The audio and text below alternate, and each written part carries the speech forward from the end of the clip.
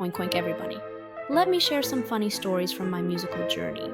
Let's start with 2 piano exam anecdotes that bookend my college experience. During my entrance exam, the chair I was sitting on completely collapsed beneath me. I had already started playing, but instead of continuing from where I left off after the crash, I started over from the theme. The jury gave me a 4 out of 5 because apparently that restart was a mistake. A short story, but one for the books. Fast forward to my final graduation exam, an intense 40-minute program with 4 challenging pieces. Playing back-to-back was mentally and emotionally exhausting, especially with the need to express such different characters across the works. The finale of my program was Brahms Intermezzo, one of the trickiest pieces I had prepared. As I dove into the second section, something started sounding off.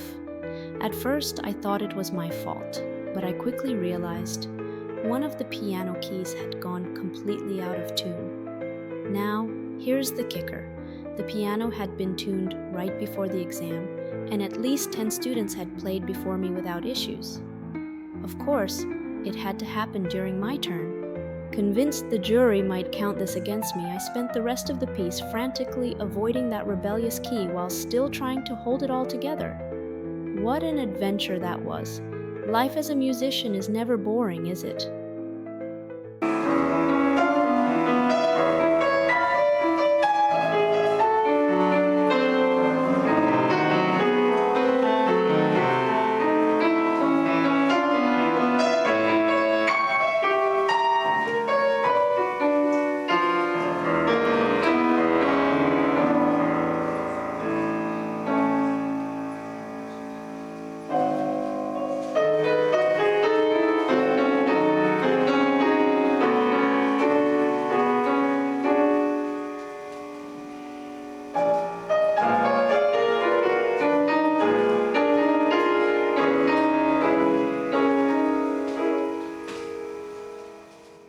One more story comes to mind, about a warm and soulful house concert I played with a friend.